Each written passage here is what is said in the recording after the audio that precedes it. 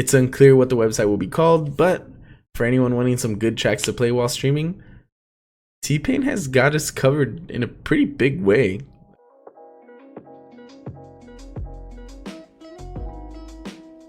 What's going on, everyone? Welcome to another episode of This Week Today with CuriousJ, where we talk about gaming and streaming news. I'm your host, CuriousJ. Do appreciate y'all being here. If you've been here before, welcome back. Let's get straight into this week's episode, guys. Pokemon Snap is coming to the Nintendo Switch. I'm super excited about it. Such a simple concept to a game, yet so much fun. In Pokemon Snap, you set off on an adventure to unknown islands overflowing with natural sights such as jungles and beaches, where you can research various Pokemon in their natural habitat. So you're still trying to catch them all, but this time it's in photographs, not Pokeballs. The original game came out for the Nintendo 64 back in 1999, and it was a whole new experience that Pokemon fans all over the world fell in love with instantly. Unfortunately, new Pokemon Snap doesn't have a release date, but the trailer did say coming soon. I'm just hoping, it's sooner rather than later. Hopefully this year. If you guys have any experience with the original Pokemon Snap, I'd love to hear your story in the comment section below. And if you've never played the game, I'm sure you're gonna love this new one. It's so good, guys. I'm super excited about it. While we're talking about Pokemon, they also came out with a few other things that are pretty cool.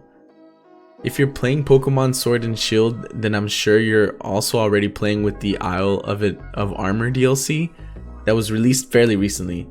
I've talked about the concept behind the DLC in one of my previous episodes, so I won't really get into that. But I do want to say that it's super awesome that instead of making players start all over again in a brand new game, they're expanding upon the original. Something that I don't think the Pokemon series has ever seen before. They're also coming out with a neat new game called Pokemon Cafe Mix, which is a puzzle game where you link matching Pokemon icons together to clear from the screen. Also a pretty simple concept, but should be pretty cool. This one will be available June 24th for both the Switch and on mobile devices. Check it out, guys. In other news, The Last of Us 2 was released this last Friday and it got an amazing score of 95 out of 100 on Metacritic. But for some reason, people decided to review bomb the game on the user side. Within the first few hours of the game being released, it had almost 20,000 reviews, which had led to an average score of 3.5 out of 10. I haven't played the game myself, but from what I'm hearing, the storyline takes about 25 to 30 hours to finish. This leads me to believe that the reviews are coming from people who have just scratched the surface of the game, or maybe even people who haven't played the game at all. The good thing is it doesn't seem to have affected Neil Druckmann that much. He seems pretty happy with the fact that the game has twice as many reviews within the first few hours as the original game had in its 7 years.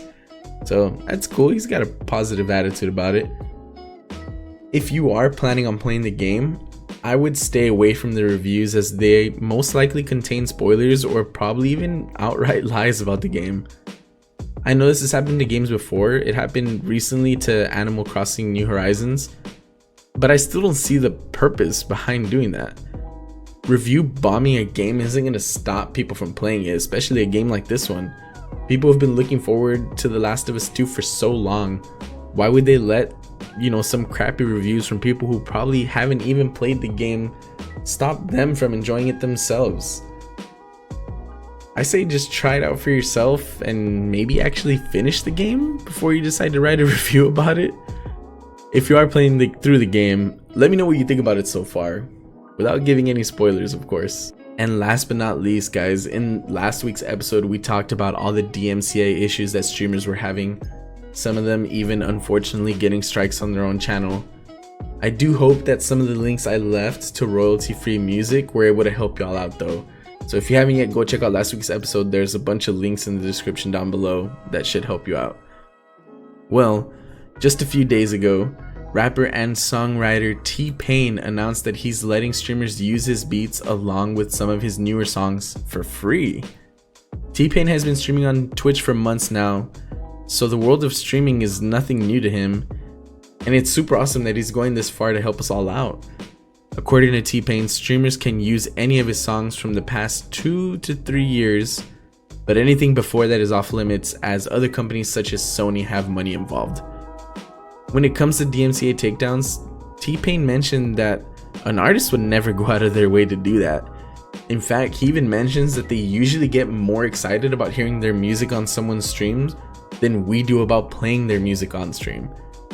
He even mentioned that if a streamer gets a nuke in Call of Duty while his song is playing, he's reposting that clip himself. According to TPain, he will be making a massive folder and website so streamers can come and download his music for use during their own broadcasts. It's unclear what the website will be called, but for anyone wanting some good tracks to play while streaming, TPain has got us covered in a pretty big way. Like, that's super awesome that he's going out of his way to do that. I really commend the guy. But that's going to be it for this week's episode, guys. I do appreciate you swinging by, hanging out, listening to what I have to say. It means a lot to me. Like and subscribe if you do like what you see in these episodes. We've done a bunch of them already. We're going to keep doing some more. With that said, I'm also starting another segment that I don't have a clear name for yet, but I'm thinking about calling it Let's Talk Manga. And just as the name describes, that's what we're going to do. We're going to talk about manga, all types, not just, the most popular stuff. I'm going to talk about some kind of discreet ones as well, but manga is something that I've always had a passion for, and I figured why not share it with you guys. We can all talk about it together. Also, keep in mind I do stream on Twitch Tuesday, Thursday, Sunday around 10 p.m. Central, where we're playing some Valorant, we're playing through some RPGs, and we can talk about all of this on chat. So it'd be super awesome to have you guys there. Again, thanks for hanging out. Till next time, take it easy, and as always, stay curious. Peace.